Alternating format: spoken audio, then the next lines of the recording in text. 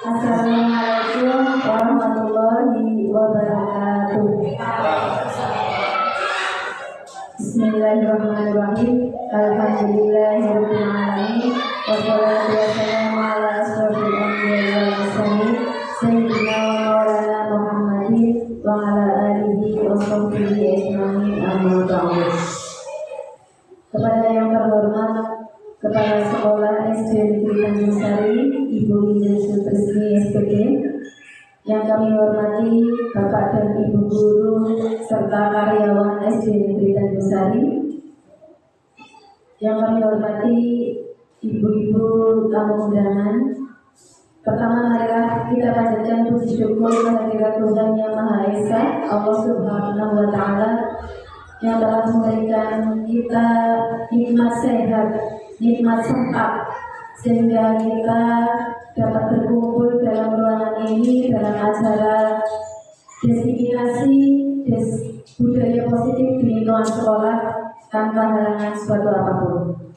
Kedua kalinya, sholawat serta salam senantiasa kita sanjungkan kepada junjungan kita Nabi Muhammad Sallallahu Alaihi Wasallam, Nabi yang kita nantikan syafaatnya, dan semoga kita termasuk umat yang akan mendapatkan syafaatnya kelak besok di yaumil qiyamah. Amin Allahumma amin. Bapak Ibu yang saya hormati, saya akan menyampaikan susunan acara kegiatan kita pada siang hari ini. Acara yang pertama yaitu pembukaan, acara yang kedua menyanyikan lagu Indonesia Raya, acara yang ketiga sambutan kepala sekolah, acara keempat diseminasi, acara kelima tanya jawab, dan yang terakhir penutup. Masuk acara yang pertama yaitu pembukaan. Mari kita buka acara siang hari ini dengan membaca basmalah bersama bagi yang beragama Islam, bagi agama yang selain Islam, mohon menyesuaikan dengan kepercayaannya. Mari Bapak Ibu. Bismillahirrahmanirrahim. Terima kasih. Semoga dengan bacaan basmalah tadi dapat memperlancar acara pada siang hari ini.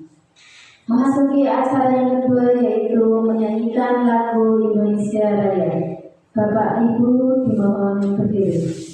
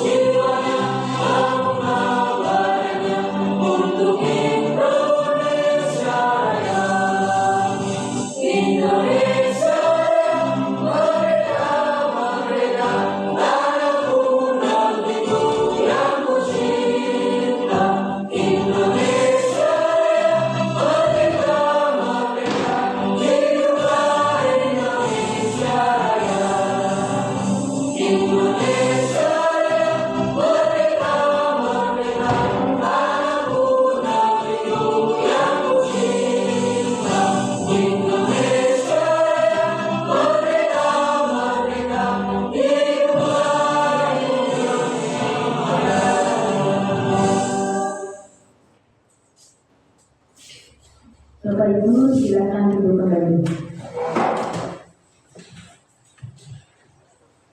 Memasuki acara yang ketiga yaitu sambutan kepala sekolah. Kepada beliau Ibu Sutrisni disilakan.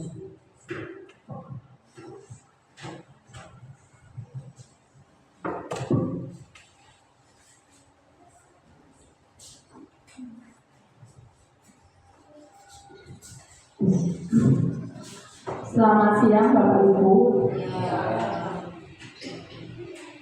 Yang saya hormati Bapak Ibu Guru SD Negeri Tanjung Sari serta staf dan karyawannya. Yang saya hormati terutama calon guru penggerak yaitu Ibu Septi dan Ibu Liti yang pada kesempatan siang hari ini akan melakukan suplementasi, dan segenap Bapak Ibu, segenap tamu undangan yang saya hormati. Pertama-tama mari kita panjatkan puji syukur kehadirat Tuhan Yang Maha Esa.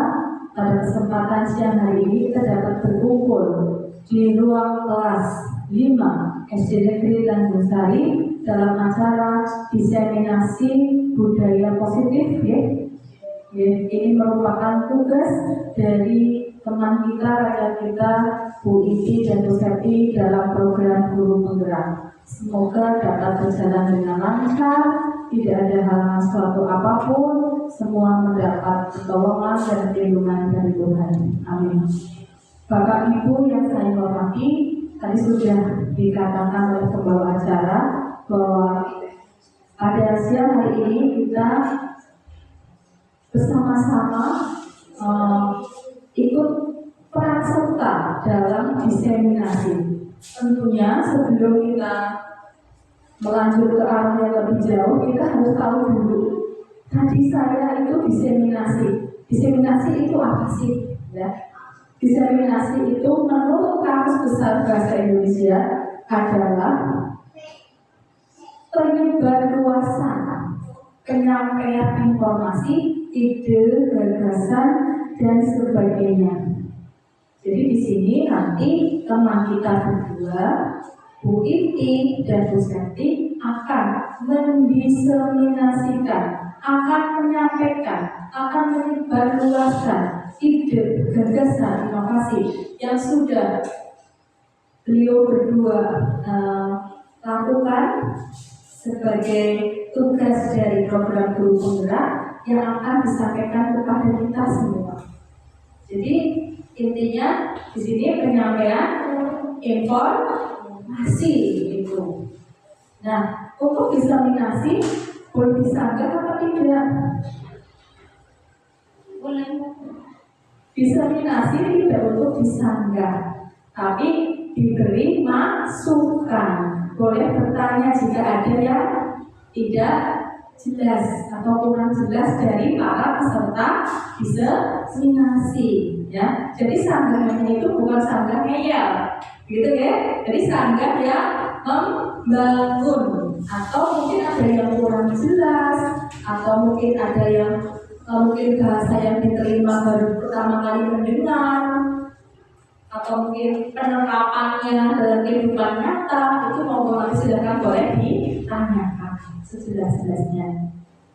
Bapak Ibu yang saya hormati, kita ketahui bersama bahwa pemerintah melalui Menteri Pendidikan, Mas Menteri Nadiem Makarim, melaksanakan program kurikulum Merdeka, dan di tahun ini kita semua di SD sudah melaksanakan kurikulum Merdeka, dan juga sekarang ada guru penggerak dari imbas dari kurikulum Merdeka itu.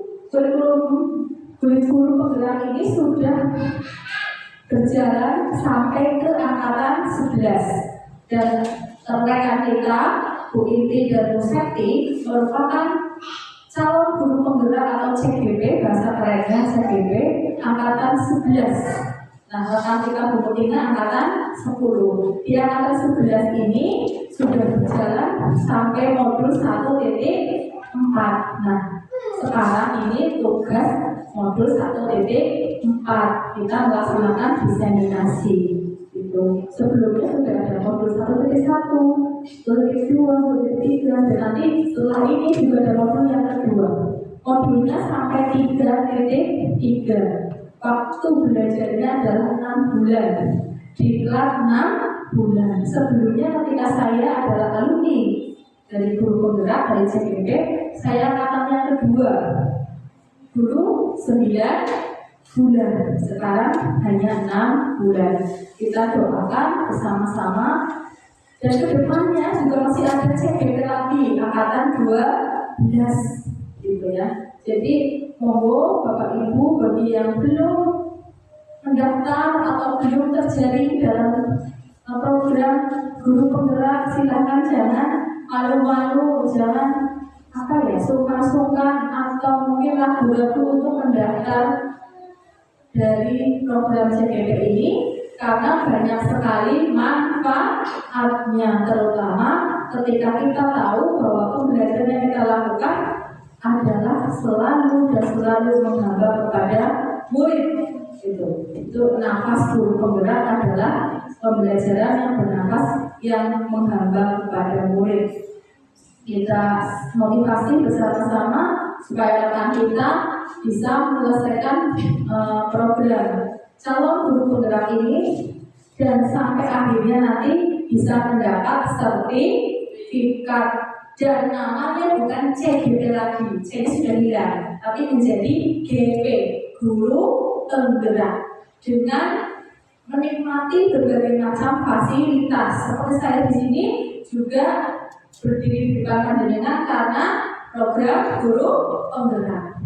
Jadi program pemerintah itu semuanya baik, asal kita niatnya juga baik. Waktunya 6 bulan lama banget, kalau sudah dijalani sebentar juga selesai, ya Bapak Ibu.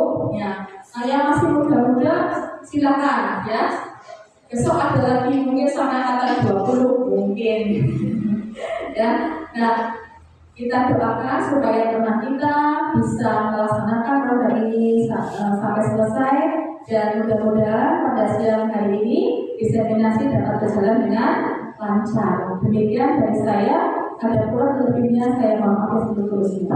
Selamat siang. Waktu saya kembalikan kepada pembawa acara.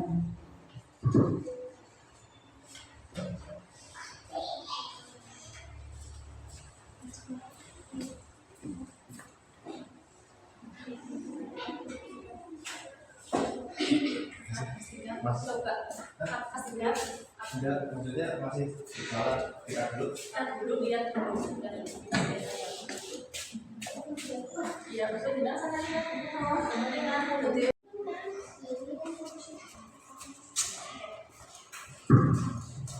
terima kasih kepada Ibu Kepala Sekolah yang telah memberikan sambutannya. Melanjutkan acara yang keempat adalah diseminasi.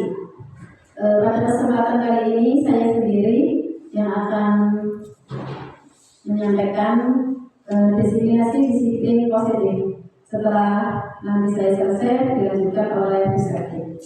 Baik Bapak Ibu, sebelum kita mulai ke acara ini, terlebih dahulu saya akan membuat kesepakatan kelas dulu, ya. Jadi dalam kelas ini kita sepakati bersama aturan-aturan yang akan kita laksanakan. Yang pertama ada hadir tepat waktu.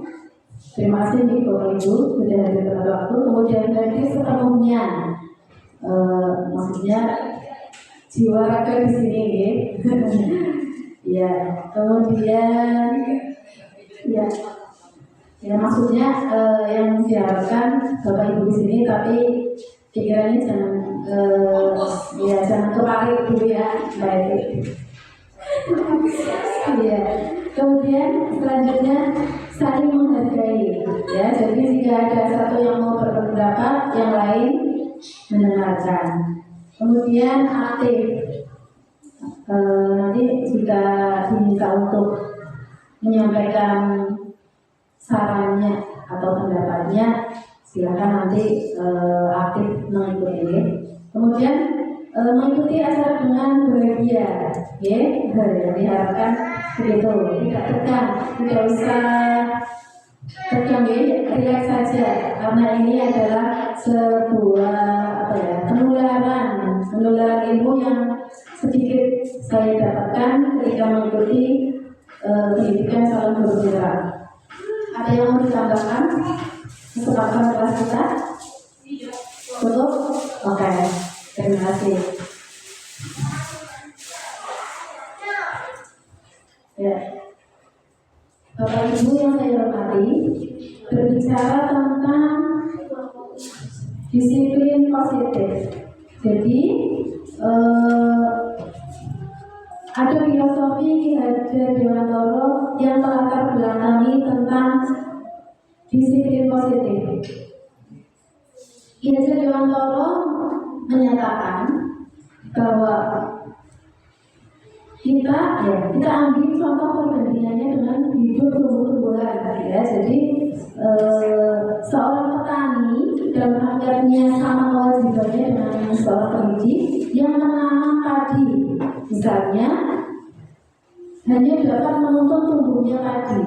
Ia dapat memperbaiki kondisi tanah, memelihara tanaman padi, memberi pupuk dan air, membasmi ulat-ulat atau jamur-jamur yang mengganggu hidup tanaman padi dan lain sebagainya.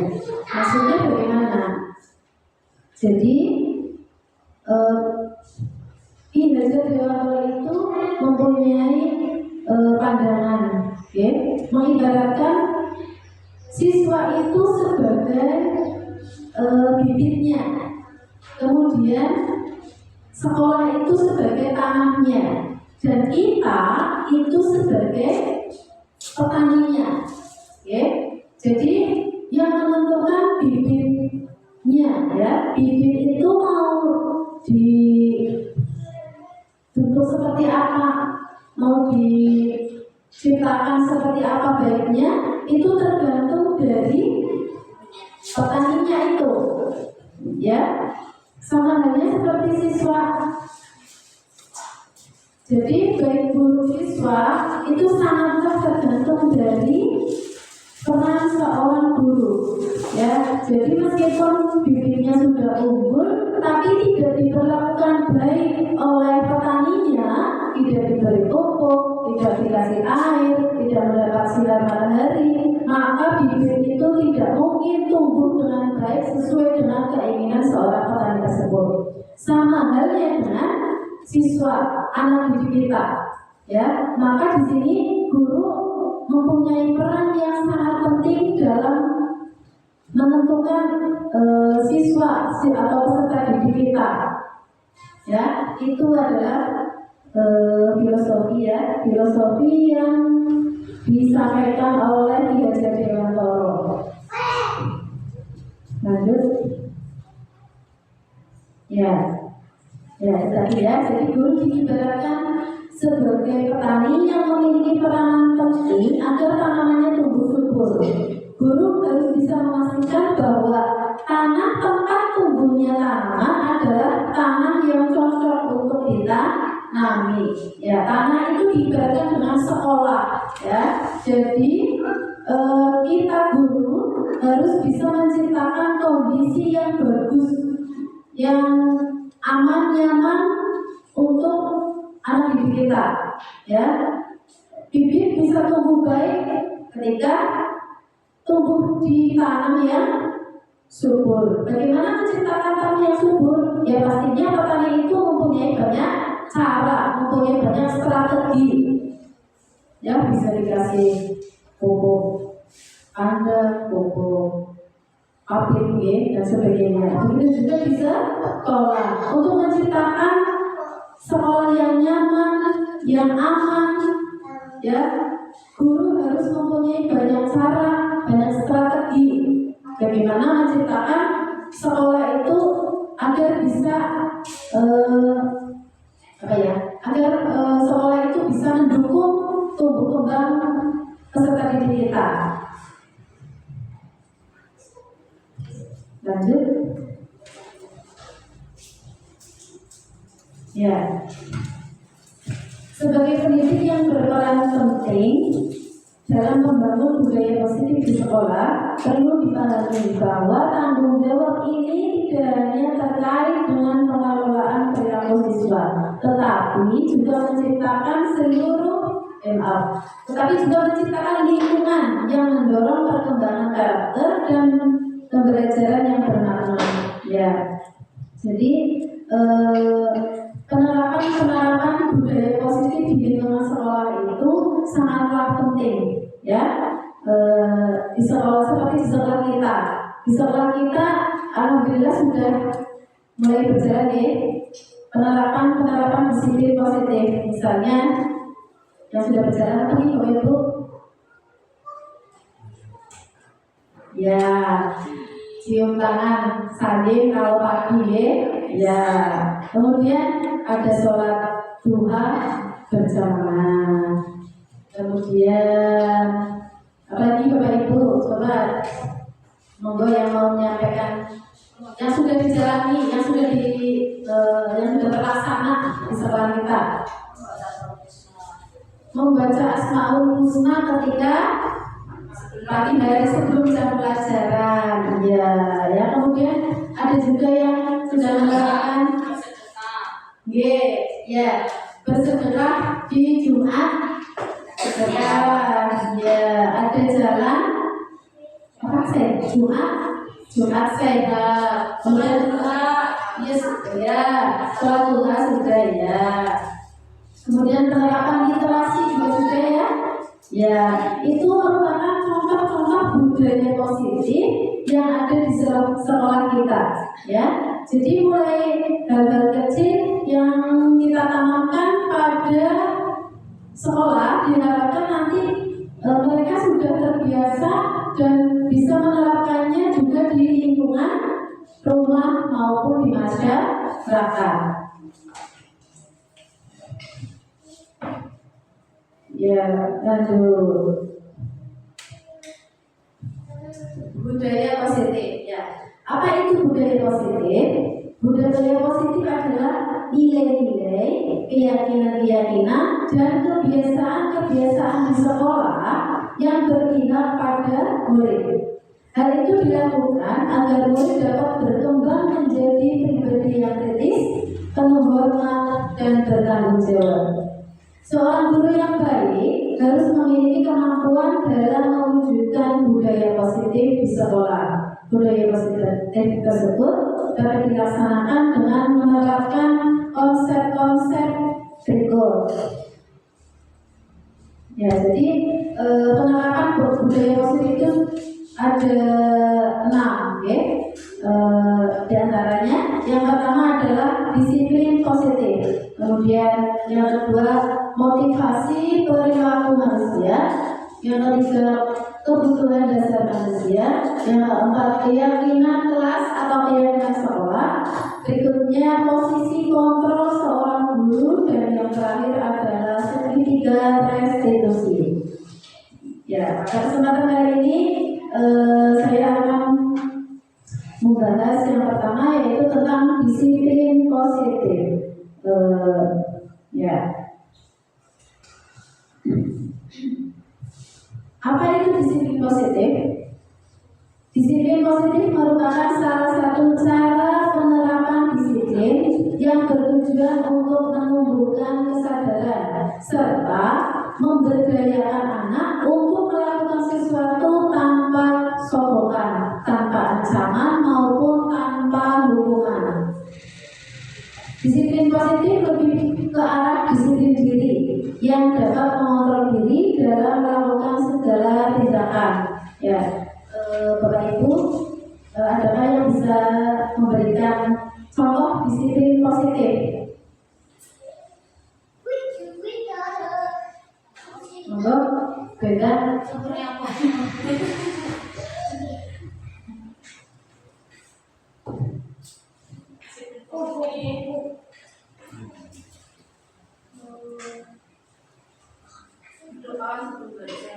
Ya, bisa ya. Berdoa sebelum belajar. Ada lagi? Terima kasih. Iya, ucapkan terima kasih. Ya, itu yang berkaitan dengan kata ajaib ya, ya 4 kata ajaib, ya pelaksanaan 4 kata ajaib. Kemudian ada budaya 5S. Apa ya? Senyum, sapa, salam, sopan dan santun. Ya.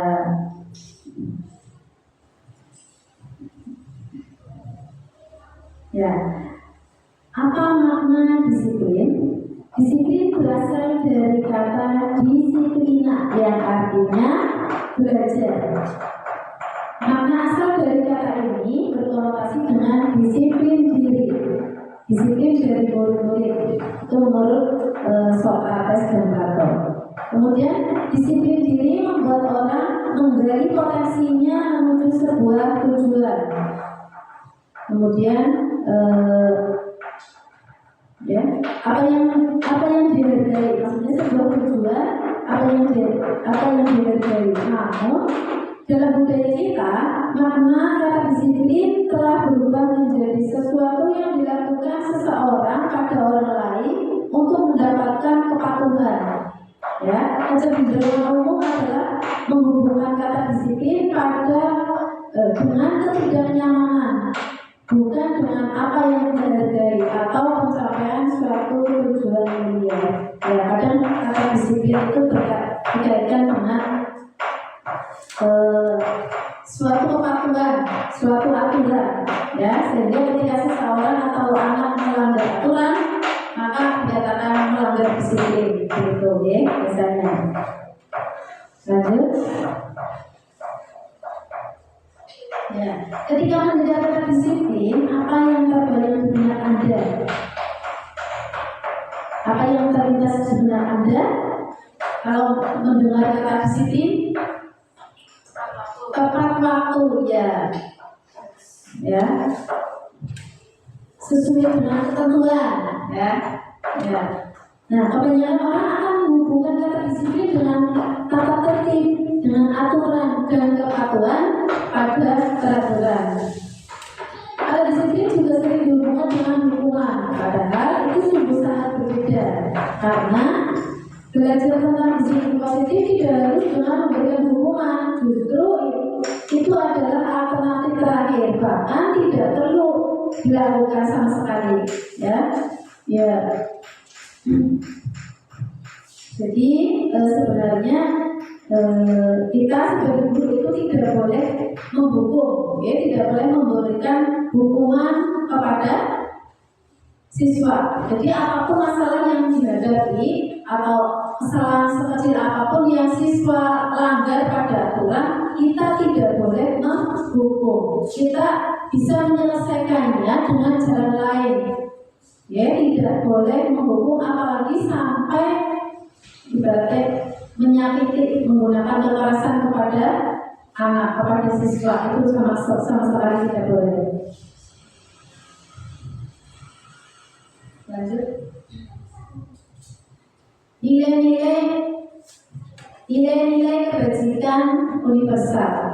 Apa itu nilai-nilai kebajikan universal? Nilai-nilai kebajikan universal adalah sifat-sifat positif manusia yang merupakan tujuan mulia yang ingin dicapai setiap individu. Jadi setiap aturan yang ada di sekolah atau di rumah atau dimanapun itu pasti ada nilai-nilai yang ingin dituju.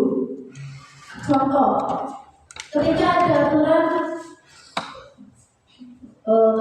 saat mengendarai dalam, ya, kira-kira menurut Bapak Ibu nilai apa yang terkandung dalam aturan itu? Iya, berkaitan dengan nilai keselamatan. Kemudian ada aturan lagi,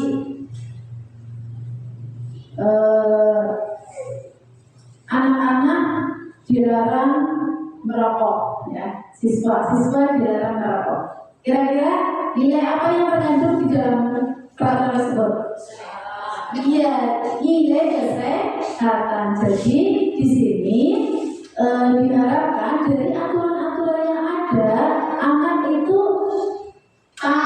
muncul motivasi intrinsik dari dalam diri anak itu tentang nilai tersebut. Jadi tidak hanya mematuhi peraturan hanya karena motifnya orang dalam dalam polisi, bukan seperti itu ya. Tapi karena nilai itu yang muncul sendiri dari dalam diri seseorang. Kalau di sekolah ya pada diri anak, ya tujuannya seperti itu. Kemudian nilai-nilai tersebut bersifat universal dan lintas bahasa, suku, bangsa, agama maupun latar belakang. Jadi biasanya nilai-nilai universal itu berlaku untuk semua, ya, tidak memandang suku, bangsa, agama dan sebagainya. Contoh, ya, aturan-aturan yang berlaku di negara kita itu kan berlaku untuk semua, ya. Kesepakatan atau peraturan yang berlaku di negara kita itu berlaku untuk semua warga, tidak memandang ras, tidak memandang suku, agama, termasuk undang-undang. Kalau memilih agama, termasuk hak bisa masuk. Ya itu sudah termasuk ya. Oke, lanjut. Nilai-nilai kebajikan universal. Dengan menaikkan nilai-nilai kebajikan yang diyakini seseorang, maka motivasi intrinsiknya akan terbangun sehingga menggerakkan motivasi dalam diri untuk dapat mencapai tujuan yang mulia yang diinginkan. Ya, jadi aturan-aturan itu dibuat, ya, dimunculkan untuk membangun motivasi intrinsik pada anak. Contohnya, teori motivasi, hubungan dan keadaan serta restitusi. Ya, sekarang mari kita bahas bersama. Ada 4 kasus ya. Di sini nanti silakan dijawab. Nomor 1, hubungan di sekolah dapat mendisiplinkan anak, setuju atau tidak? Tidak. Nah, yang lain? Tidak, ya. Ya.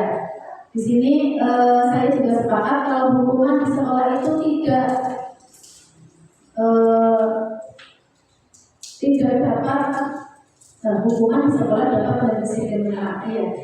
Jadi ada cara lain ya, ada cara lain yang lebih efektif untuk mendisiplinkan anak. Contohnya dengan memberikan teladan. Iya tidak? Ya, ya.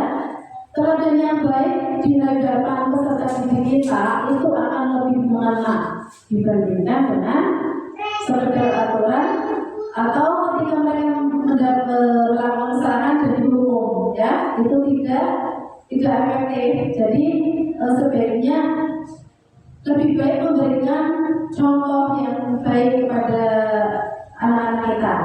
Kemudian yang kedua, memberikan hukuman dengan hal positif seperti membaca atau membersihkan halaman sekolah dapat meningkatkan disiplin anak. Setuju atau tidak? Setuju? Alasannya Bu. Ya, anak kalau dikasih konsekuensi Dengan membaca itu kan pertama jadi belajar bahasanya. Kedua, anak jadi tahu, oh saya kalau kayak gini nanti saya bisa bahasa lagi. Gitu ya, terima kasih juga sahabatnya. Jadi dengan tadi itu kan konsekuensi membaca itu kan jadi anak lebih tahu apa nanti saya disuruh membaca 1 halaman misalkan. ya. Orang lain hukuman itu kan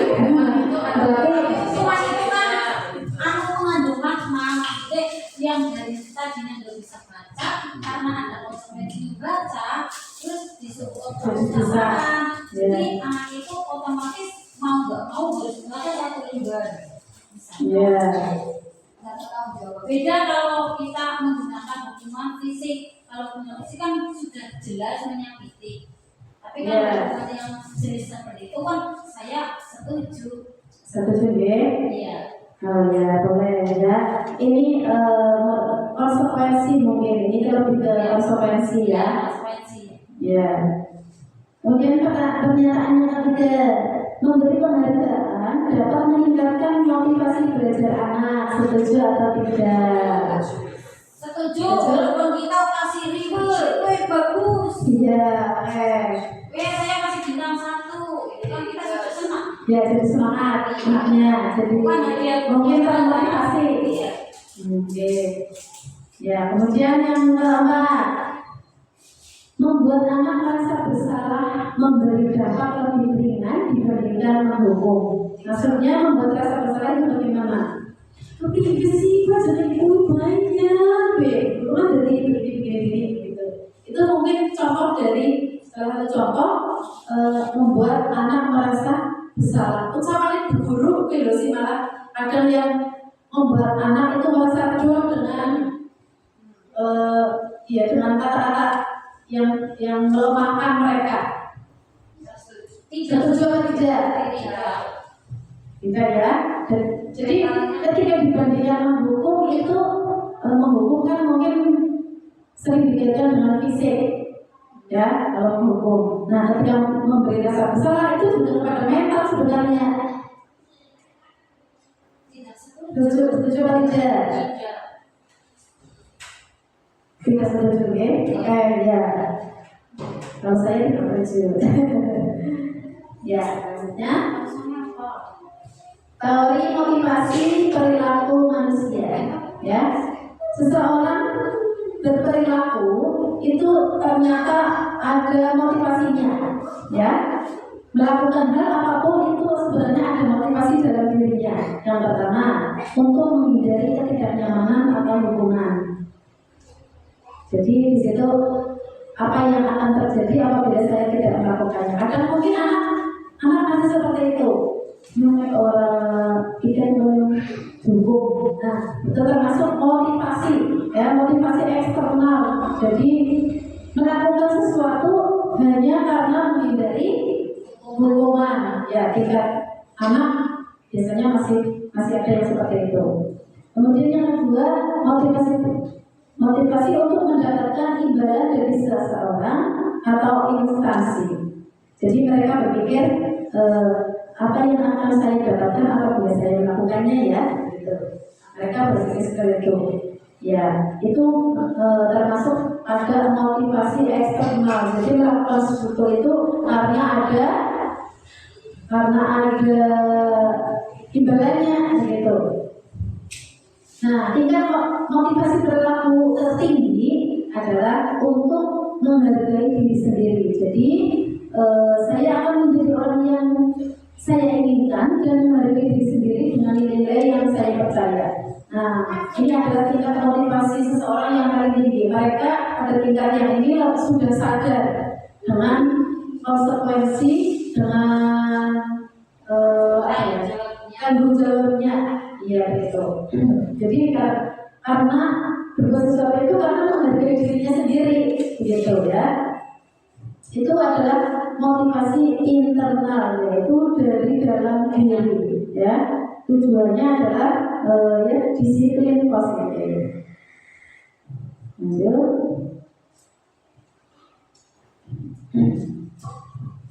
Di sini Ki Hajar Dewantara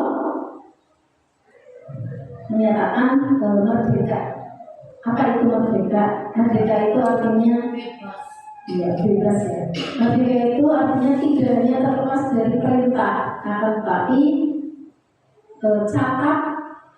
cakap untuk memerintah dirinya sendiri.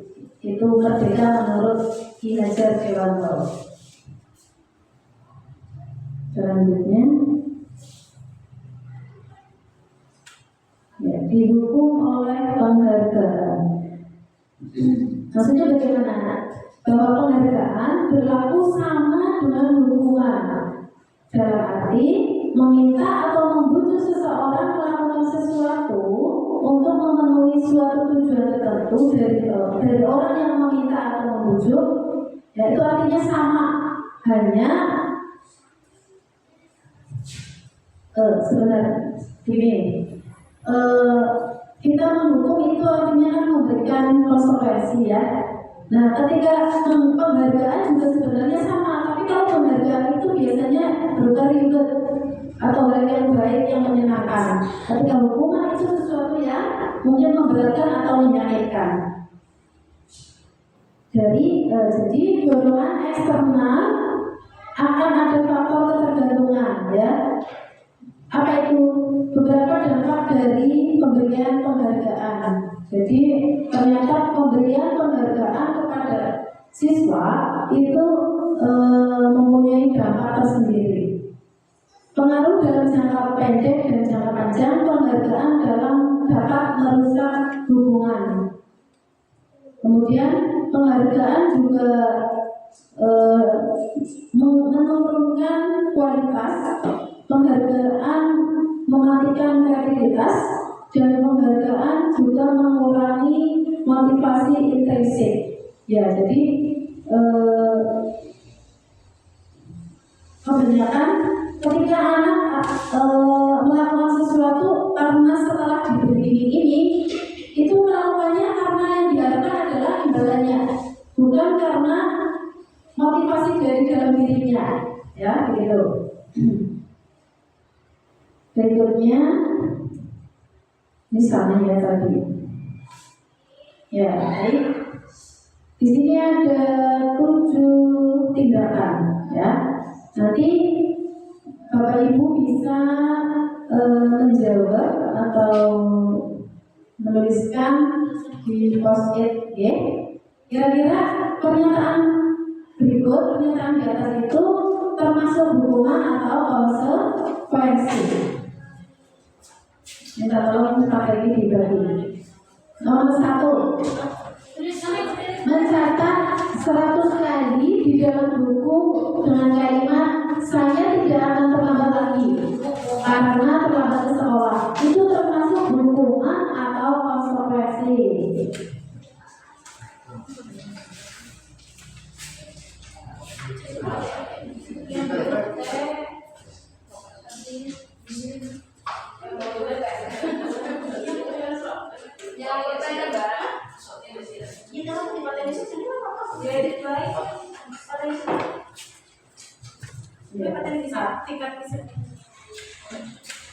Ya, anak diminta untuk mencatat di buku sebanyak 100 kali. Misalnya, saya tidak akan terlambat lagi, saya tidak akan terlambat lagi sampai 100 kali. Itu termasuk hukuman atau konsekuensi. Ya, itu nomor 1. Nanti pindah ke halaman berikutnya untuk menjawab nomor 2. Nanti kertasnya. Minta tolong Ibu Sakti kertasnya.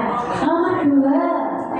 Lari mengelilingi lapangan basket 2 kali, ya, karena terlambat berdiri di sekolah. Itu hukuman atau konsekuensi nomor 2. Ya, yang soal nomor 3,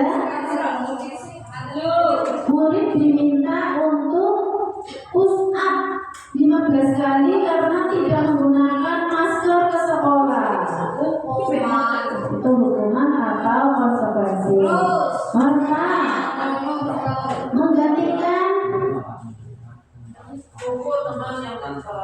menggantikan kertas tugas teman yang telah dicoret-coret. Itu konsekuensi atau hukuman.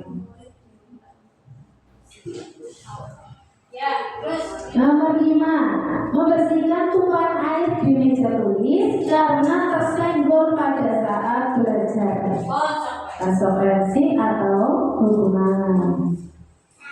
Nomor 6, meminta murid tidak mengenakan sepatu seharian di sekolah karena tidak mengenakan sepatu warna hitam. Disuruh disuruh tidak pakai sepatu seharian karena sepatunya tidak berwarna hitam sama gurunya. Itu konsekuensi atau hukuman.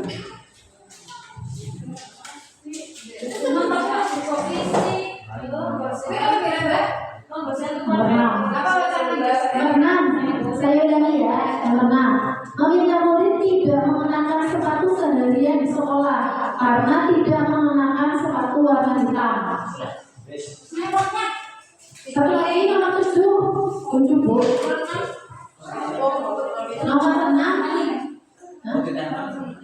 Ya nanti ditempel kalau sudah. Nomor 7, lari mengelilingi lapangan basket 2 kali karena terlambat 10 menit dalam mengikuti pelajaran PJOK. Ya, silakan yang sudah menjawab ditempel di angka ya masing-masing ya nomor 1 ya. Sesuai jawaban nomornya. nomor CJ hubungan.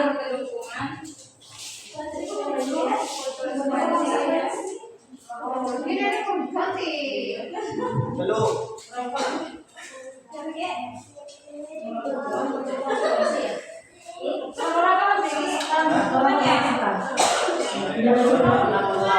Terlambat ya, harusnya konsekuensi terlambat.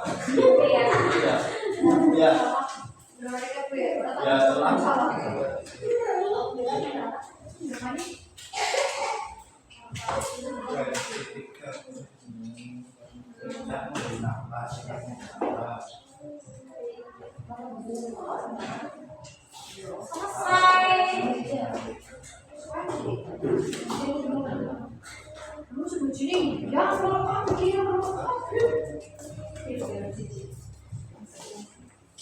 Ya, silakan yang sudah selesai boleh menyampaikannya di papan yang sudah disediakan.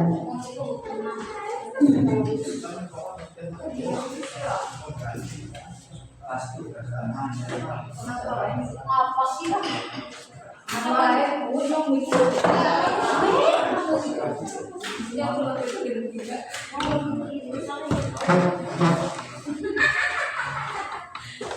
Tidak ada yang salah.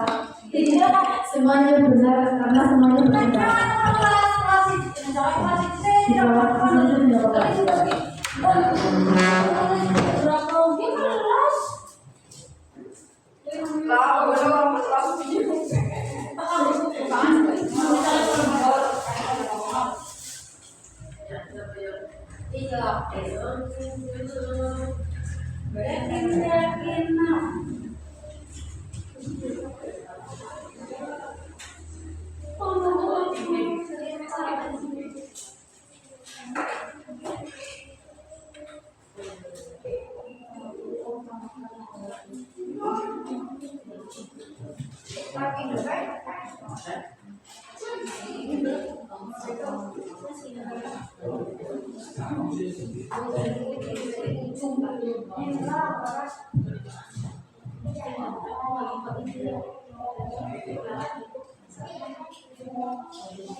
Ya, di bawahnya di sini apa Pak?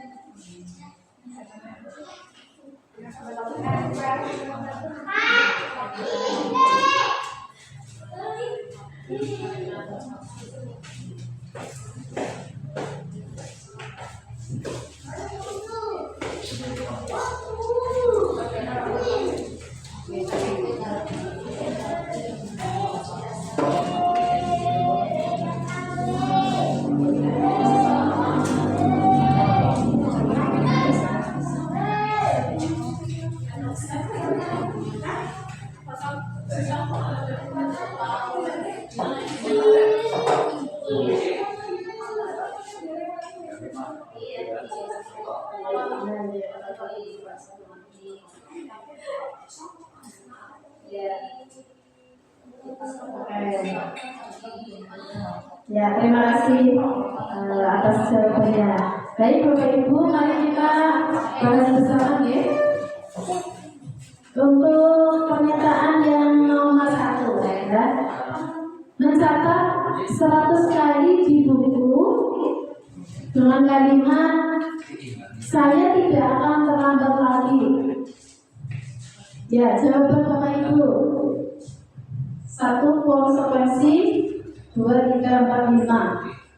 Yang hukuman 1, 2. Ya. Jadi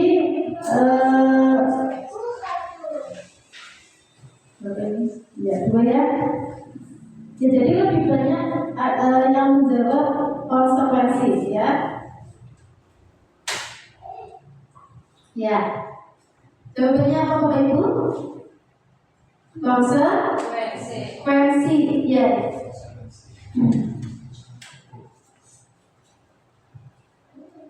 Konsekuensi apa? Hukuman. Ya. Ya, itu hukuman Bapak Ibu. Ya. Jadi konsekuensi itu lebih merujuk pada bukan kalau konsekuensi akibat dari suatu perbuatan, ya. Ya, akibat dari suatu perbuatan. Ya, contohnya itu. Ya, karena dia menuangkan air di tubuh teman, dia harus menuliskan itu konsekuensi. Tapi ketika kalau hukuman itu perbuatannya itu karena melanggar aturan. Kemudian nomor 2, lari mengelilingi lapangan basket karena terlambat hadir di sekolah. Ini kaitannya dengan fisik, pasti hukuman. Ya. Coba nomor 2 yang hukumannya 1, 2. Ini sudah menjadi hukuman dicoret dengan konsekuensi. Ya, lanjut nomor 3. Murid diminta untuk push up sebanyak 15 kali. Hukuman, ya. Ini sudah hukuman semua, ya, sepakat. Kemudian nomor 4, menggantikan kertas tugas teman yang telah dicoret-coret. Iya, betul sekali. Itu adalah konsekuensi, ya, dari yang sudah dilakukan. Tanggung jawab. Berikutnya, membersihkan tumpahan air di meja tulis karena tersenggol pada saat pelajaran. Iya, itu adalah konsekuensi. Ya, sudah konsekuensi semua itu. Nomor 6, meminta murid tidak mengenakan sepatu seharian di sekolah karena tidak mengenakan sepatu hitam.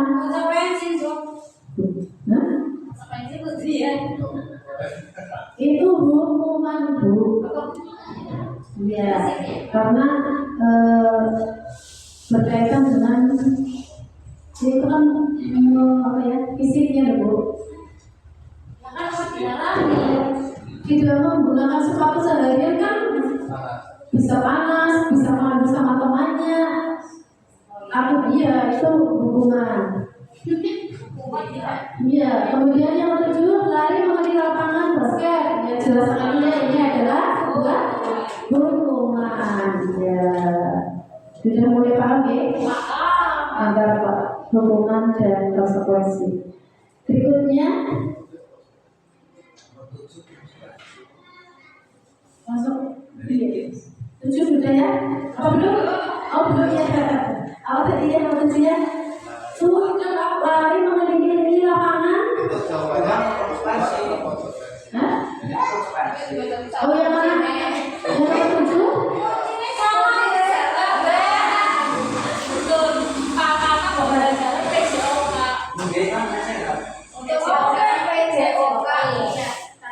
Yang nomor 7 ya? Oh iya. Itu konsekuensi ya. Ya, nomor 7 Pak. Ya, terima kasih. Lanjut ya. Ya, slide berikutnya Bu.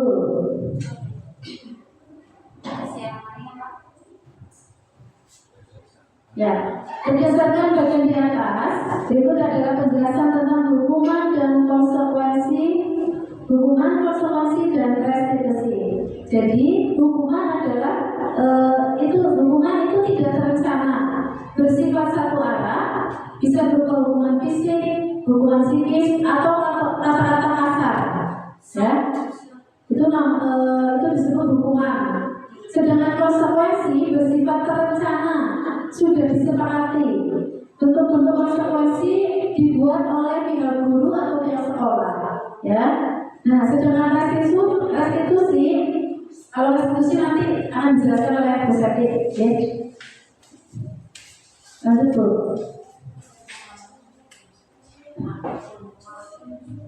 Ya, kita masuk ke materi berikutnya yaitu motivasi perilaku manusia.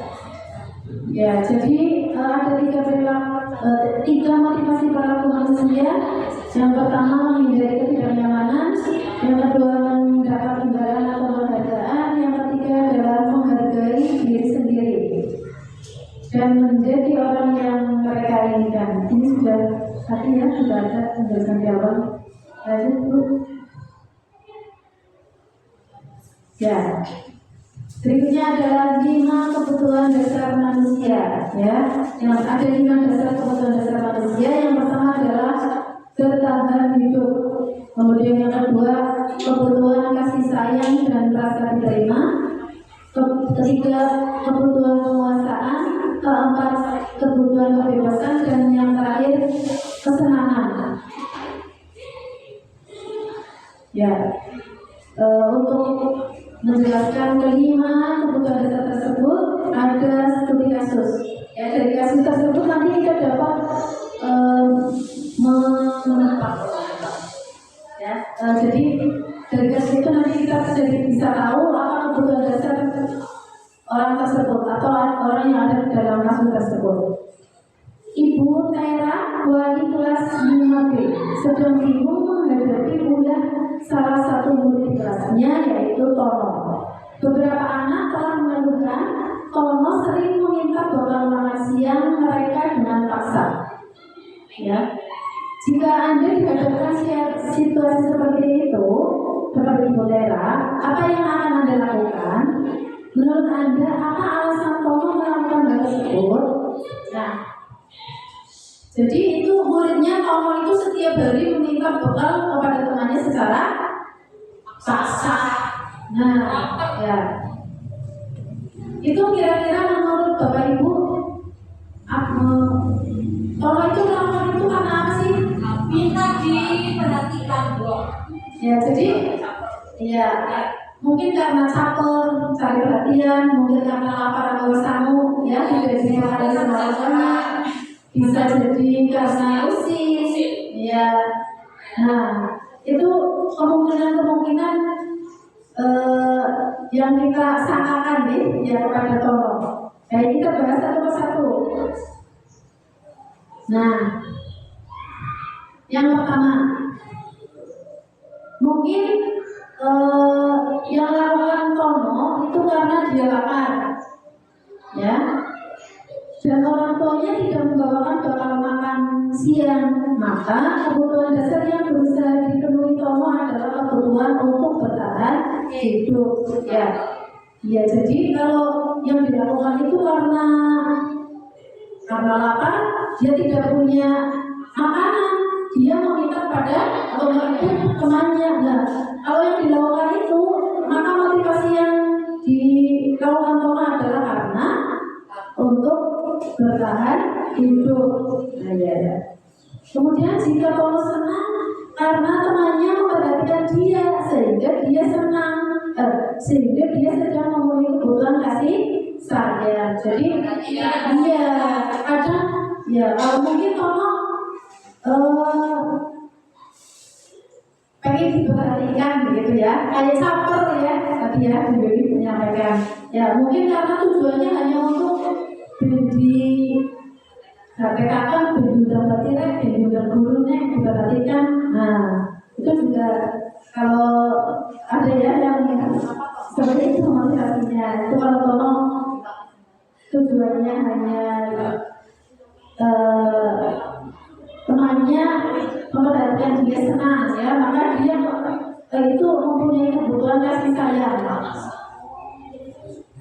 Berikutnya, alasan Tono supaya temannya jadi takut dengan dia dan menuruti keinginannya.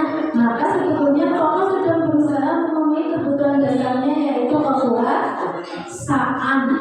Ya, jadi kebutuhan kekuasaan yang berdiri pada lebihan aku, kepemimpinan Jokowi. pangannya berbeda ya, minta merampas bola temannya kan jadi takut ya. Nah itu kebutuhan dasarnya adalah kekuasaan. Kemudian kalau mungkin alasannya dengan bekal yang dibawakan orang tuanya kurang bervariasi. Oh ya bisa jadi kalau itu berarti kalau sedang memenuhi kebutuhan dasarnya akan kebebasan. Ya itu alasannya. Jadi mungkin bekal yang dibawakan oleh orang tuanya aljabar itu saja digoreng terus. Nah dia mungkin melihat bekal temannya lebih enak ya. Nah ketika kamu melakukan seperti itu maka kebutuhan dasarnya kalau sedang memenuhi kebutuhan kesenangan ya. Oh maaf tadi kebebasan yang keempat kebebasan. Kemudian yang terakhir Sono mungkin hanya usil senang melihat temannya kesal yang menurut dia lucu sehingga dia ingin bekal yang lain. Maka sebetulnya kalau sedang berusaha memenuhi kebutuhan dasarnya adalah kesenangan ya. Senang usil gawe batire asuh gawe batire sehingga ya itu sebenarnya sedang memenuhi kebutuhan kesenangan ya. Oke. Baik, materi selanjutnya akan disampaikan oleh Bu Serti dari saya. Apabila ada kekurangan mohon maaf. Wassalamualaikum warahmatullahi wabarakatuh. Waalaikumsalam warahmatullahi wabarakatuh. Kepada Ibu Serti disilakan.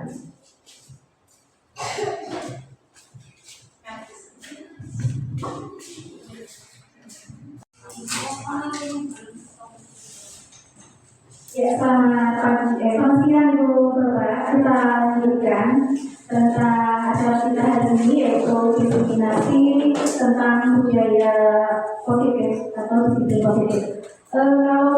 Kalau boleh saya tarik tujuannya gitu.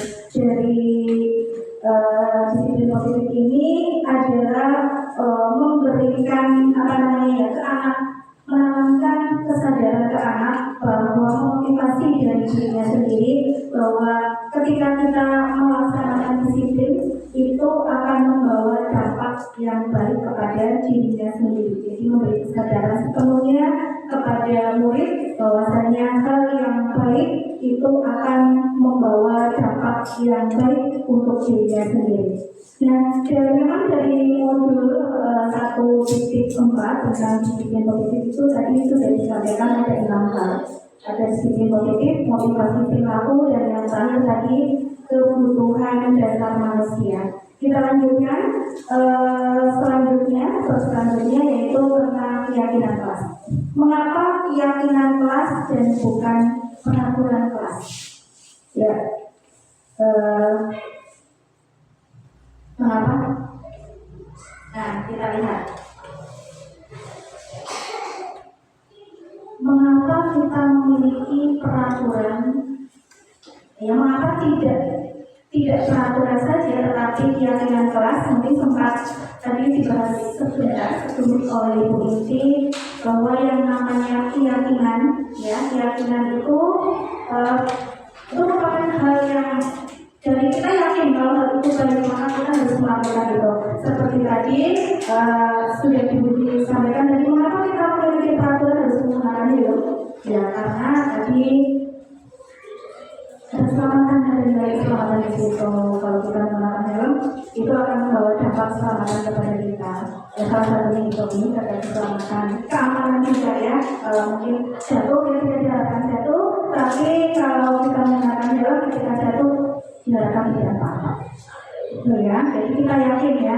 Makanya Bapak Ibu juga sudah menggunakan helm atau belum kalau menggunakan apa? Sudah ya. Itu kan yakin ya, tidak disuruh oleh siapapun kita juga akan melakukan itu ya, karena kita yakin itu adalah hal yang baik. Sama seperti tadi kalau membuat peraturan atau menggunakan helm itu juga baik, sama juga ketika mengapa kita memiliki aturan membuang sampah di tempatnya, mengapa? Mengapa kita punya aturan itu? Mengapa kita melakukan itu? Mengapa kita membuang sampah harus tempatnya? Kenapa? Ya, jaga kesehatan, jaga kebersihan. Kita yakin ya, kita yakin itu. Makanya kita meyakini itu, maka kita melaksanakan itu. Nah, untuk mendukung motivasi intrinsik, kembali lagi keyakinan tadi bahwa kita akan menggerakkan seseorang itu akan lebih menggerakkan seseorang dibandingkan dengan mengikuti serangkaian peraturan-peraturan. Ya, karena peraturan itu terkadang hanya dipandang sebelah mata, tapi kalau keyakinan kita meyakini itu baik, maka kita akan melaksanakan itu dengan senang. Ya. Menekankan pada keyakinan seseorang itu akan lebih memotivasi seseorang dari dalam. Nah, seseorang akan lebih tergerak dan bersemangat untuk menjalankan keyakinannya daripada hanya sekedar mengikuti serangkaian peraturan tertulis tanpa makna. Murid pun demikian, mereka perlu mendengarkan dan memahami arti sesungguhnya tentang peraturan-peraturan yang diberikan, apa nilai-nilai kebajikan yang ada di balik peraturan tersebut dan apa tujuan utamanya, serta tidak tertarik atau takut sehingga hanya sekedar mengikuti serangkaian peraturan-peraturan yang mengatur mereka tanpa memahami tujuannya. Nah, Bapak Ibu, untuk kali ini kita akan mencoba untuk membuat keyakinan kelas bersama. Ya, kita sekarang memposisikan diri kita sebagai guru untuk membuat keyakinan kelas yang kita yakini bahwa itu akan menjadikan sebuah jalan, sebuah strategi agar anak-anak itu bisa mencapai disiplin positif, bisa menghargai dirinya sendiri dengan melaksanakan keyakinan-keyakinan yang mereka sepakati. Nah, sebelum ke kesepakatan kelas, akan kita mencoba bersama-sama mengkaji beberapa aturan yang memang harus ada di dalam pembuatan kelas. Ada yang bersifat abstrak daripada peraturan yang lebih rinci dan konkret, berupa pernyataan universal umum ya, nanti sifatnya umum yang ada di sekolah kita. Kemudian dibuat dalam pernyataan positif itu ya, kalau nanti jangan menggunakan kata tidak ya, misalkan tidak boleh membuang sampah di tempatnya, maka kita membuatnya dibuat menjadi kalimat positif, buanglah sampah di tempatnya, seperti itu. Kemudian menggunakan kata-kata yang tidak terlalu panjang, sedikit saja sehingga nanti akan mudah untuk diingat. Kemudian disesuaikan dengan kondisi kita di kelas, atau nanti mungkin juga boleh Bapak membuat peraturan sekolah ini tidak tercakup di kelas saja, tapi boleh di sekolah. Kemudian semua warga kelas atau sekolah diberikan yang ada kalau di kelas masalah seperti itu. Kemudian nanti kita akan meninjau kembali. Silakan terkait kehidupan kita sehari-hari saja, mungkin dari cara membersihkan dari tata niaga, datanya sekolah. Kita belajar membuat keyakinan kelas atau keyakinan sekolah, keyakinan semua hal yang memang kita yakini bahwa itu akan berdampak baik di sekolah ataupun di kelas kita.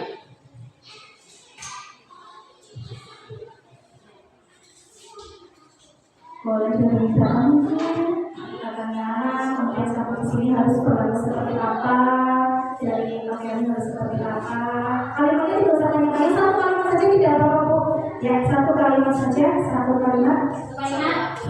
aturan saja, satu keyakinan saja, satu keyakinan yang benar. Ya, kalau sudah selesai,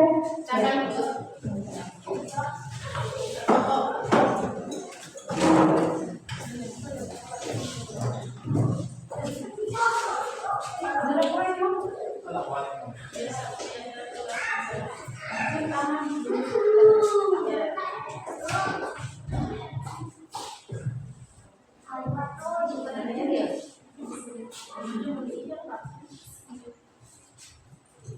Ya.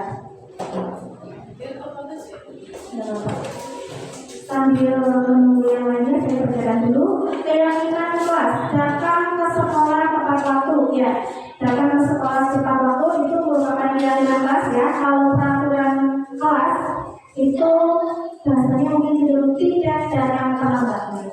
Itu namanya peraturan kelas.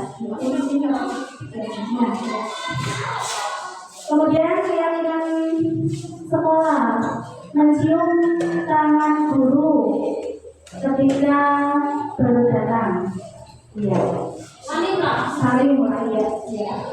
Bersalaman ya. Selanjutnya datang sekolah sebelum jam 7 ya. Meminta izin saat ke toilet atau WC ya. Berdoa sebelum belajar ya. Tiket kelas datang lebih awal. Ini juga ya.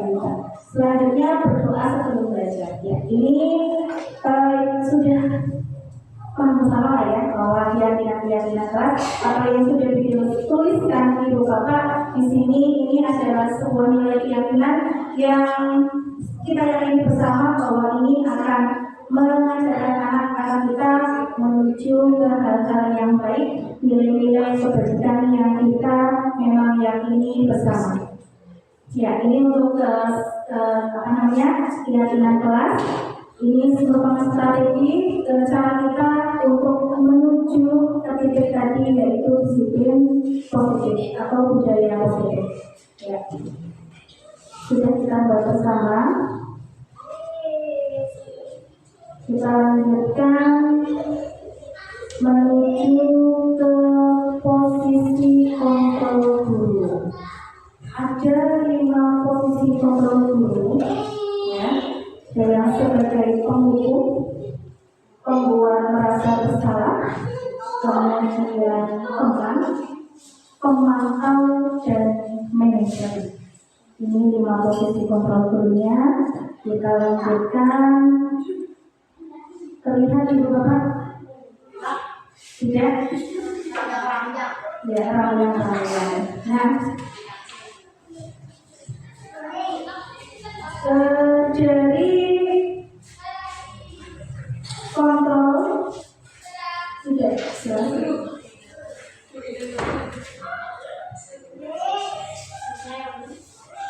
Ya.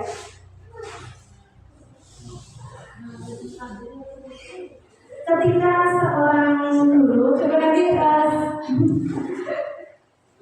saya minta beberapa kali mungkin nanti ya dari Bapak Ibu guru, coba kita belajar memposisikan itu semua dari itu. Coba ucapkan beberapa kalimat ketika kita menghadapi anak mungkin yang kurang pas sikapnya. Nah, kita mencoba memposisikan sebagai yang pertama menghukum itu contohnya meninjil ya, meninjil itu juga termasuk menghukum. Kemudian menyakiti, menghaji atau menunjuk-nunjuk. Iya, kita contohnya beberapa kalimat itu ya. Nah, kamu bagaimana? Nah, itu seperti itu. Kita sebenarnya masih ada di posisi itu ya. Oh, oke betul. Ya, seperti itu ya, itu kita sudah posisi itu dulu ya. Posisi itu penghukum. Kemudian membuat merasa bersalah, membuat merasa anak bersalah.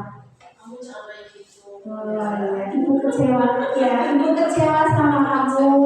Seperti itu kita baru memposisikan kita sebagai pembuat rasa bersalah. Kemudian yang ketiga teman membuat alasan-alasan untuk muridnya. Bagaimana? Ayolah lakukan ini demi bu guru kesel. Masa kamu seperti itu? Masa kamu tidak mau? Masa tidak mau membantu? Itu kan kita memposisikan sebagai teman. Kemudian di posisi yang selanjutnya itu ada pemantau. Pemantau itu kalau kita bisa lihat di sini bisa mengatakan hanya seperti kamu bawa aturannya, Apa aturannya coba? Itu hanya seperti itu, ya. Nah, di posisi terakhir itu ada manajer, ya, ada manajer. Nah, manajer ini biasanya itu sebelum ketika menghadapi suatu hal, maka dia itu tidak langsung mencap anak itu, misalkan kamu punya anak bodoh, tidak, tapi dia itu mencoba untuk memposisikan diri sebagai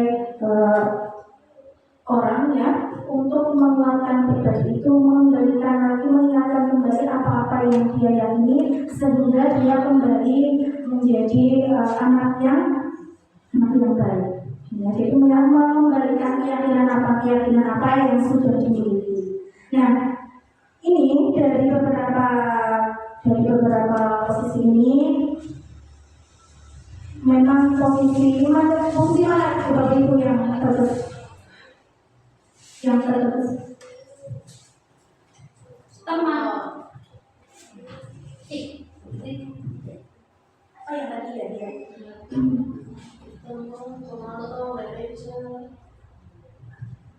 Silakan menghukum. Ya, tadi emang itu ya.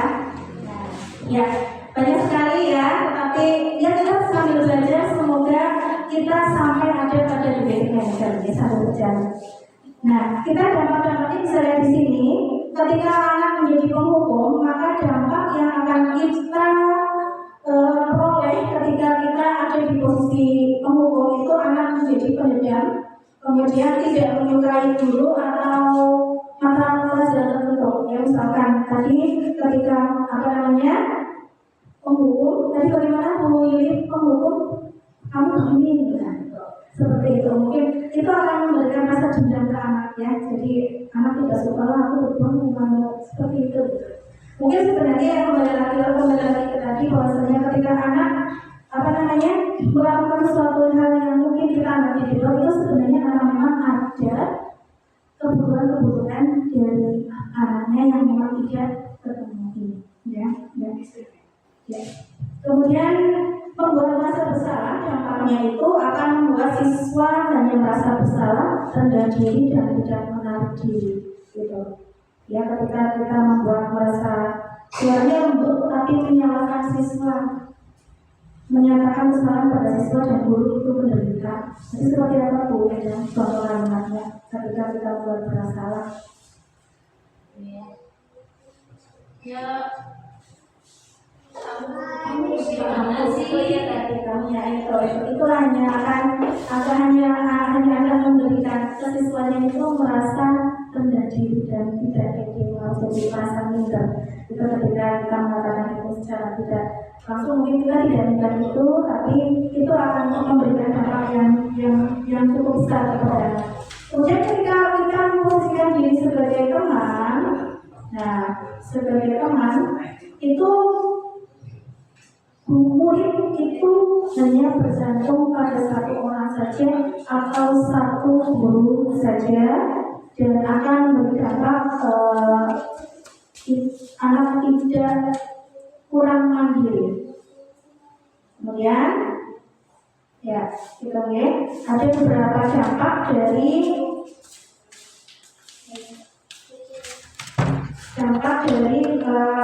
ketika kita memposisikan diri sebagai posisi kontrol yang ada di 5 kontrol tadi. Dampak-dampaknya seperti itu. Selanjutnya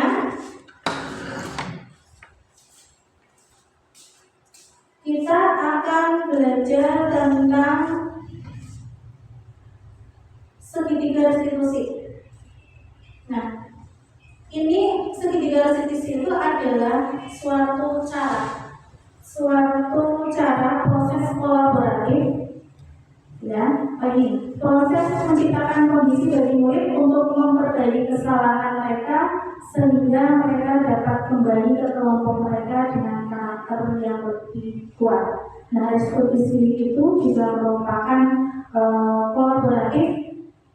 kolaborasi antara guru dan muridnya. Ya, jadi ketika mereka melakukan kesalahan, guru itu berkolaborasi, guru itu menanyakan kepada muridnya tentang apa yang menjadikan mereka bersikap seperti itu, kemudian mencari solusinya sehingga mereka dapat kembali ke kelompok mereka. Nah, kita bisa lihat segitiga restitusi ini ciri-ciri restitusi itu: satu, belajar dari kesalahan, kemudian memperbaiki hubungan, menawarkan, kemudian menuntun untuk melihat ke diri sendiri, dan berfokus pada solusi. Segitiganya tolong di ya.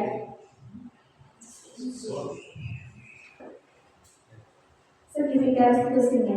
Nah, ada beberapa tahapan yang memang kita harus kita lewati agar segitiga restitusi itu dapat kita laksanakan. Yang pertama itu adalah menstabilkan identitas, kemudian menanyakan keyakinan, dan memvalidasi kebutuhan.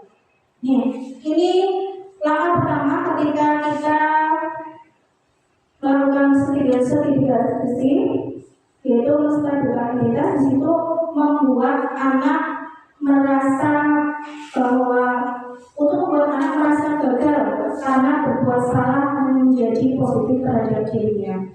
Kemudian di situ kata-kata yang bisa digunakan yaitu berbuat salah itu manusiawi. Hal yang seperti ketika kita menemukan seorang anak yang mungkin melakukan kesalahan, hal yang pertama kita lakukan itu adalah menstabilkan identitasnya.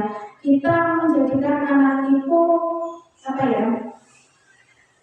dia tidak bersalah sepenuhnya, tapi kita lihat dia tidak kalau namanya manusia seperti itu. Guru itu buku saja juga pernah berbuat salah, gitu. Manusiawi saja, tidak apa-apa. Tetapi sampai situ tidak berhenti sampai di situ ya, itu baru menstabilkan. Kita lanjutkan ke langkah selanjutnya. Di situ memvalidasi kesalahan. Ya, di situ membantu siswa untuk mengenali kebutuhan yang memang harus dipenuhi, ya. Apa sebenarnya alasan mengapa anak itu melakukan itu, ya. Di situ harus mengatakan kamu bisa saja melakukan hal yang lebih buruk, tapi kamu tidak melakukan. Pasti kamu punya alasan mengapa melakukannya, dan apa yang penting bagi kamu. Kemudian kamu boleh tetap berusaha menjaga sikap itu, tapi tambahkan sikap yang lain. Ya, itu tindakan yang kedua. Selanjutnya tindakan yang ketiga,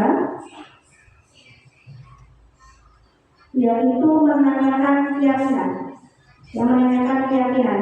Anak melihat kesalahannya dihubungkan dengan norma sosial atau nilai-nilai yang mendasari manusia berinteraksi dengan orang lain. Nah, dari segitiga restitusi kemarin kebetulan ada hal yang memang harus diselesaikan. Kemudian saya mencoba untuk menyelesaikan itu dengan segitiga restitusi. Nah, di situ ya, kemarin ada anak yang memang biasanya dia itu cukup pintar, mendapatkan nilai yang baik, dan dia sudah berusaha jujur. Tetapi waktu itu dia melihat atau mencontek pekerjaan temannya, ya, itu. Kemudian saya mencoba menstabilkan integrasinya dengan mengundangnya secara tersendiri ke ruangan, kemudian menanyakan tentang apa yang sudah dilakukan, dan memang anaknya betul mengakui ya ketika sedang ulangan dia itu mencontek. Ya, kemudian di sini saya mencoba menstabilkan identitasnya bahwa setiap orang yang pernah melakukan kesalahan, tetapi di sini tidak menyalahkan, tidak mencari untuk siapa yang salah dan siapa yang benar, tetapi kita mencoba untuk mencari solusi dari apa yang kamu lakukan. Kemudian ada tindakan validasi salah, yaitu Dia mencari alasan, mencoba menanyakan alasannya kenapa anak tersebut melakukan hal yang kurang baik. Nah, di situ dia juga tidak mengakui kesalahannya, kemudian juga menyampaikan alasannya kenapa dia melakukan itu. Nah, yang terakhir itu ada menanyakan keyakinan bahwa memang di awal pembelajaran kita sudah belajar untuk membuat keyakinan kelas, keyakinan yang sudah kita diskusikan bersama-sama, mencari atau menanamkan kepada anak bahwa hal itu baik. Ya, salah satunya itu adalah jujur dalam berkata dan bertindak. Nah, mengembalikan lagi, mengingatkan kembali ke anak tersebut bahwa hal mencontek pukulan itu merupakan hal yang tidak baik. Maka dari sini mengingatkan kembali tentang kesepakatan yang sudah kita sepakati, kemudian mengingatkan kembali, kemudian memberikan penawaran, memberikan beberapa alternatif kepada anak supaya anak itu tidak melakukan hal itu lagi. Ya, karena tadi sudah diajak ngobrol, kemudian anak itu juga menyepakati bahwa dia sudah berbuat salah, kemudian sudah menanyakan alasannya, dan dia juga menyesal karena sudah melanggar apa yang sudah diakini secara bersama-sama, apa yang sudah menjadi kesepakatan bersama-sama, bahwa jujur dalam berkata ataupun bertindak itu adalah sesuatu yang harus dilakukan. Maka alternatifnya di situ, karena dia itu terlalu malam tidurnya, maka hal yang bisa dilakukan memberikan penawaran atau solusinya yaitu dengan tidak tidur terlalu malam, dan juga mengerjakan semampunya, karena jujur di situ juga memang harus berkata dan apa adanya. Kemudian juga berkata berdoa kepada Allah. Itu beberapa solusi yang ditawarkan kepada anak agar mereka bisa menjadi pribadi yang lebih baik dari sebelumnya. Tidak boleh mengatakan buku itu videonya kemarin coba melakukan praktek institusi untuk menghadapi anak yang mencontek ketika pulang. Itu ada contoh-contoh ya. Ternyata sebenarnya di sini, nah oleh karena itu memang kita harus terus belajar untuk memberikan kenyamanan kepada anak ketika mereka melakukan kesalahan-kesalahan. Kita tidak langsung menjudge mereka dengan hal-hal yang atau kata-kata yang tidak baik, yang nantinya hanya akan melukai mereka dan memberikan dampak yang kurang baik tadi. Ya, itu beberapa hal yang dapat saya sampaikan. Mohon maaf bila ada kekurangan yang memang penerimaan saya seperti itu. Semoga hal yang kecil ini dapat memberikan sedikit manfaat untuk kita semua. Selanjutnya mungkin akan dilanjutkan contoh dari beberapa studi diskusi yang sudah disampaikan atau sudah dilaksanakan oleh Ibu ini. Silakan.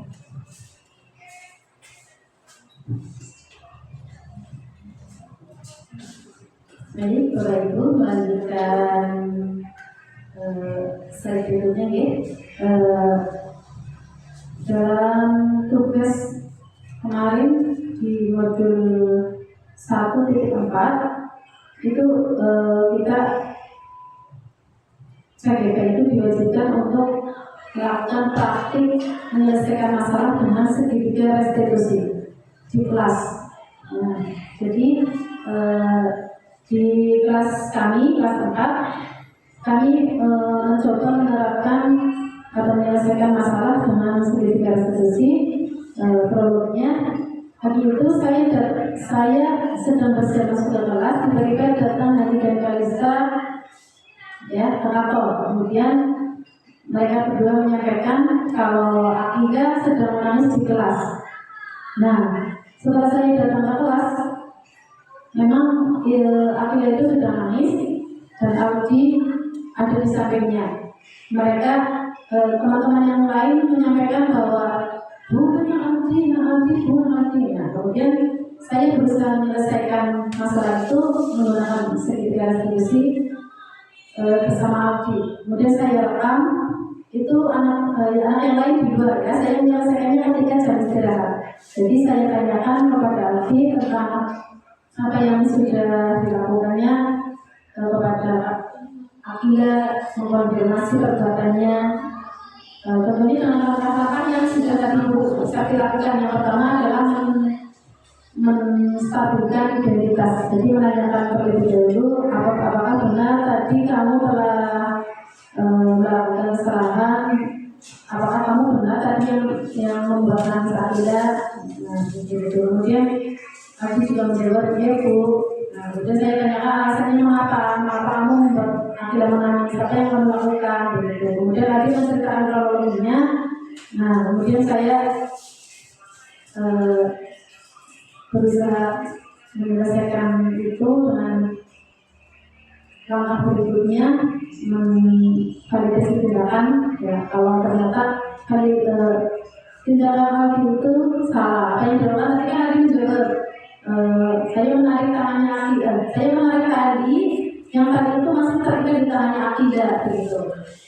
Nah, saya menanyakan tindakan itu salah apa tidak? Dia salah. Kira-kira apa akibatnya? Mereka menjawab, artinya menjawab. Kemudian saya juga menanyakan kesepakatan kelas apa yang sudah dilanggar oleh Aldi juga menjawabnya. Ada di slide berikutnya, ya begitu. Nah, ya kemudian setelah itu Aldi juga menjawab ternyata ada satu kesepakatan kelas yang sudah dilanggar. Kemudian saya menanyakan apakah mau minta maaf, ya bersedia. Kemudian Aldi juga bersedia memperbaiki kesalahannya dan berjanji tidak akan mengulang kembali. Jadi intinya ketika menyelesaikan masalah atau kesalahan yang dilakukan anak itu tidak harus memberikan hukuman, tetapi bisa dengan cara yang lebih baik, yang lebih bisa membawa dampak atau pengaruh ke anaknya. Nanti bisa diserahkan oleh Bapak Ibu tidak hanya di sekolah, bisa di rumah kalau menyelesaikan masalah dengan anaknya, berada di masing-masing. Ya, itu ada videonya. Ya, durasinya hanya berapa menit ya, 3 menit atau berapa menit, tidak banyak. Ya, itu sebagai wujud tugas kami sebagai calon guru penggerak dalam pendidikan ini. Baik Bapak Ibu, demikian yang dapat kami sampaikan. Jika Bapak Ibu ada pertanyaan, kami persilakan. Monggo. Aku namanya? Tanya boleh. Dan Ya.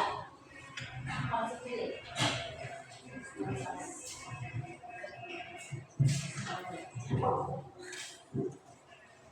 pertanyaan ini saya arahkan kepada Ibu Jati karena tadi yang memberikan pencerahan tentang kelima posisi kontrol tadi. Nah, di antara kelima posisi kontrol tadi itu, guru itu sebaiknya menggunakan posisi kontrol yang seperti apa?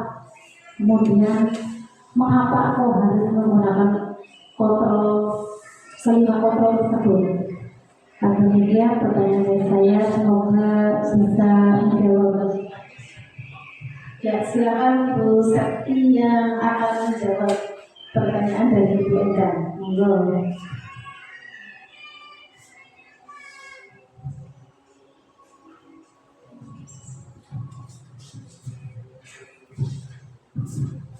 Ya, terima kasih Ibu atas pertanyaannya. Saya mencoba menjawab. Nanti bisa ditambahkan juga oleh teman-teman.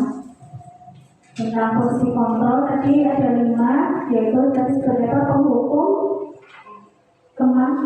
pembuat merasa bersalah, pemantau, dan manajer. Nah, dari kelima posisi kontrol itu, posisi yang terbaik itu adalah posisi manajer, di mana posisi manajer itu memang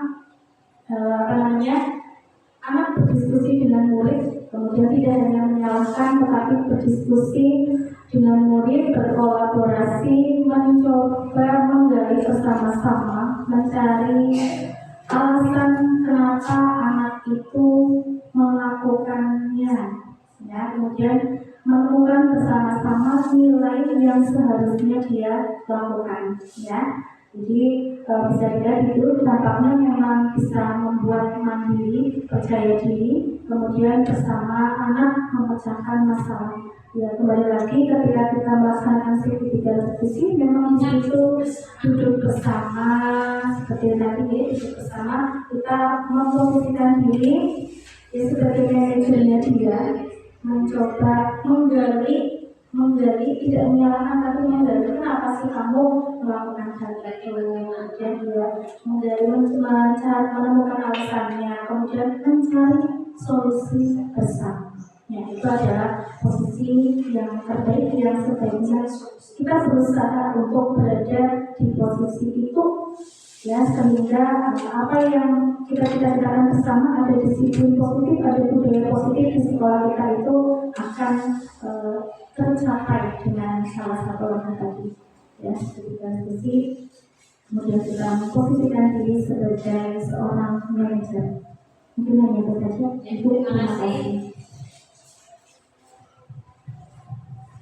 Baik, terima kasih kepada Ibu Sati yang sudah memberikan jawaban. Ada yang lain, monggo. Ya, Bu Siti, silakan. Terima kasih waktunya buat saya. Saya akan bertanya kepada Bu Inti tentang tadi yang dijelaskan keterangan disiplin positif di sekolah. Di sini saya akan bertanya, apa pentingnya sih penerapan disiplin yang berada di sekolah kedepannya bagaimana itu mohon dijelaskan kembali. Ya, baik, terima kasih kepada Ibu Siti. Ya, baik, saya akan berusaha menjawab ya, pertanyaannya. Ya, seberapa penting ya? Apa pentingnya penerapan disiplin positif di sekolah? Ya, jadi seperti yang sudah disampaikan tadi, penerapan disiplin di sekolah itu sangatlah penting, ya. Mengapa? Karena dengan disiplin positif itu dapat menciptakan lingkungan sekolah yang aman, yang nyaman, ya.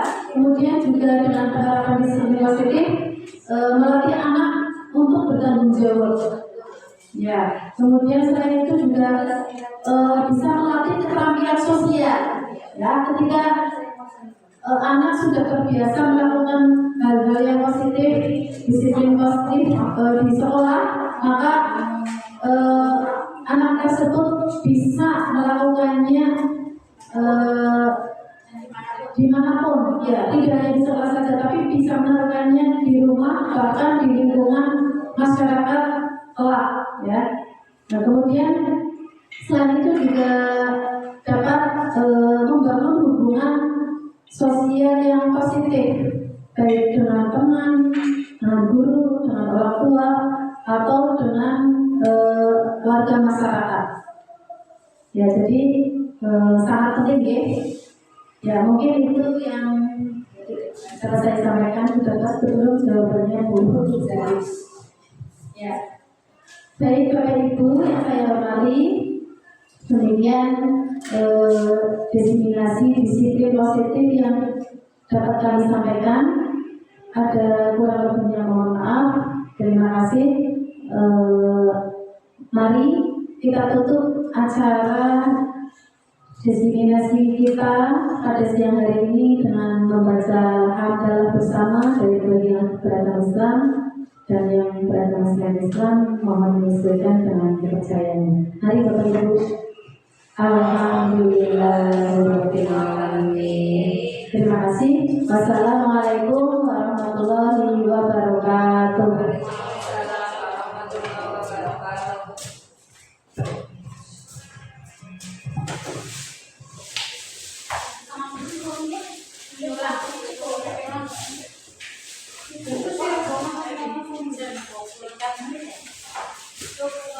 Kalau bicara searah Pak Reki, Pak, Pak. Pencet kene ya bahasa Nora apa? Apa? Orang murid sini.